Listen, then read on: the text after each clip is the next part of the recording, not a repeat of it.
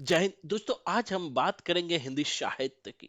आखिर किस तरह संपूर्ण साहित्य को टिप्स पर किया जा सकता है, चाहे कितनी भी रचना हो। दोस्तों, हम अपने पैर पे कुल्हाड़ी खुद मारते हैं, बार बार असफल होते हैं, लेकिन फिर भी नए रास्ता का चयन नहीं करते।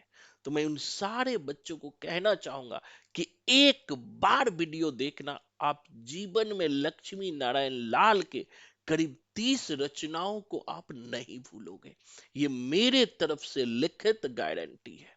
पूरे भारत का यह पहला कोचिंग सेंटर है जो रिजल्ट की लिखित गारंटी देती है। साथ ही मैं उन सारे छात्र और छात्राओं को कहना चाहूंगा जो हमारे पास क्लास ले रहे हैं, अपने एक्सपीरियंस को कमेंट में जरूर शेयर करें। दोस्तों, हम शेयर करेंगे तभी हमें पता चलेगा कि आखिर यहाँ पर क्या होता है। तो दोस्तों, चलिए आज मैं आपको मुश्किल से 30 सेकंड में कैसे लक्ष्मी नारायण लाल के संपूर्ण नाटक को टिप्स पर किया जा सकता है, उसी की चर्चा हम करेंगे। दूसरी बात कि सबसे ज्यादा नाटक जो पूरे हिंदी साहित्य के इतिहास में एक बार सवाल भी पूछा था कि लक्ष्मी नारायण लाल ने ही लिखे हैं।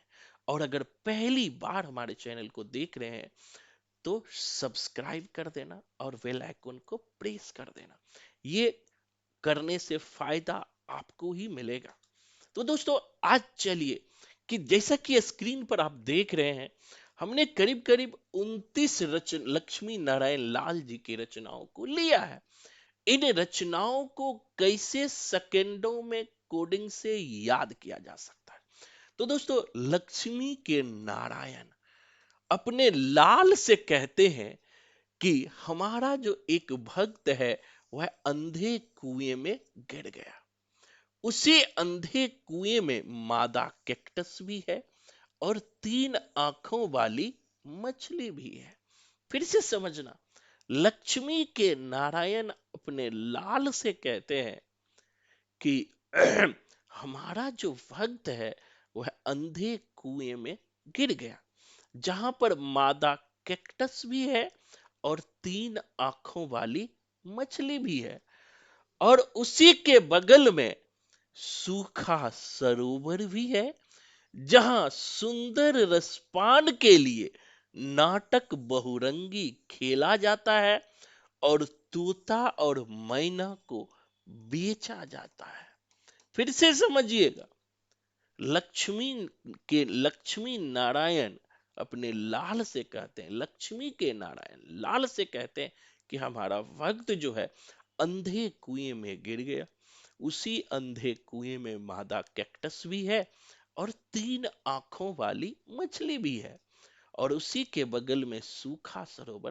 दोस्तों, जब सरोवर गांव में सूख जाता है तो वहां जो है सुंदर रसपान के लिए, यानी इंजॉय के लिए, लोग नाटक भी खेलते हैं। तो नाटक बहुरंगी खेलते हैं। अब जब नाटक में आप जाते होंगे तो वहां देखते हैं कि नाटक में बहुत सारे तोता मैना को बेचा भी जाता है। तो वहीं पर तोता मैना को भी बेचा जाता है। जब बड़े रचना हो तो उसे 2 सेक्शन में बांटकर आप याद रखिए।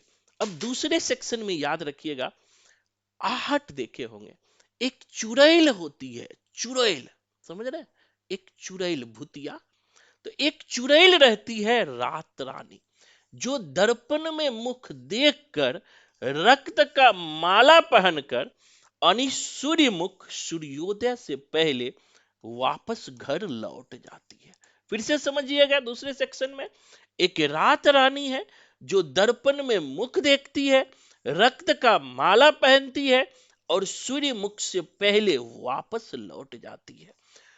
अब इनकी सासू है, अब इनकी सासू कहती है कि ये जो है कलंकनी है। ये चुड़ैल के बारे में कहती है कि ये क्या है, कलंकी है, और यही मिस्टर अभिमन्यु को खा गई।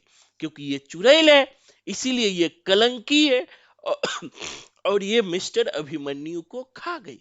जब ये चुड़ैल रात रानी मिस्टर अभिमन्यु को खा गई तो गांव में कर्फ्यू लग गया। गांव में क्या लग गया? कर्फ्यू लग गया। और चुड़ैल का जो दीवाना था वह दूसरे दरवाजे से अब्दुल्ला दीवाना भी भाग गया। दूसरे दरवाजे से अब्दुल्ला दीवाना भी भाग गया। फिर से समझना, रात रानी है जो दर्पण में मुख देखती है और रक्त के माला पहन के जाती है और लोगों को ठपकाती है और सूर्योदय यानी सूर्यमुख से पहले वापस लौट जाती है। उनकी सासू देख लेती है और कहती है कि ये कलंकनी है, यही मिस्टर अभिमन्यु को खा गई। और गांव में चारों ओर कर्फ्यू लग जाता है। जब ये बात पता चलता है अब्दुल्ला दीवाना को तो वो भी दूसरे दरवाजे से भाग जाता है। अब गांव के लोग कहते हैं कि इस चुड़ैल को भगाने के लिए नरसिंह कथा व्यक्तिगत रूप से करा दो और गुरु को बुला करके उससे यक्ष प्रश्न पूछो, क्योंकि गुरु ही सत्य हरिश्चंद्र को जानता है। फिर गुरु कहता है कि इसे गंगा माटी में, इन्हें गंगा का पानी डालो, गंगा का माटी और उस चुड़ैल पर पानी डालो, क्योंकि इससे सब रंग मोह भंग हो गया, और इसे 5 पुरुष में मिला दो। दूसरा सेक्शन खत्म।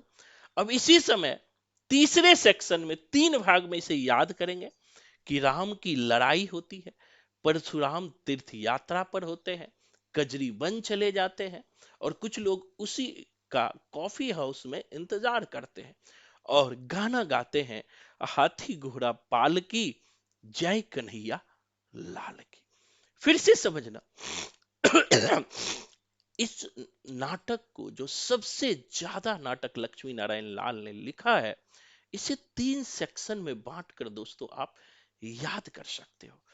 पहला सेक्शन में हम लोग लेंगे कि जो लक्ष्मी के नारायण लाल है, यानी लक्ष्मी के नारायण अपने लाल से कहते हैं कि एक बार हमारा भक्त अंधे कुएं में गिर गया, वहीं पर मादा कैक्टस और 3 आंखों वाली मछली भी थी। अब वहीं पर एक सूखा सरोवर भी था जहां सुंदर रस के लिए नाटक बहुरंगी खेला जाता था। वही नाटक में तोता मैना को भी बेचा जाता था। पहला सेक्शन खत्म। दूसरे सेक्शन में कहता है एक चुड़ैल भूतिया रात रानी होती है जो दर्पण में मुख देखती है और रक्त का माला पहन के सूर्योदय से पहले एक दो पुरुष को टपका करके वापस लौट जाती है। और ये देख लेती है इनकी सासू, और सासू कहती है यही जो है कलंकिनी है जो मिस्टर अभिमन्यु को खा गई। जब ये पता चलता है तो दूसरे दरवाजे से अब्दुल्ला दीवाना भी भाग जाता है।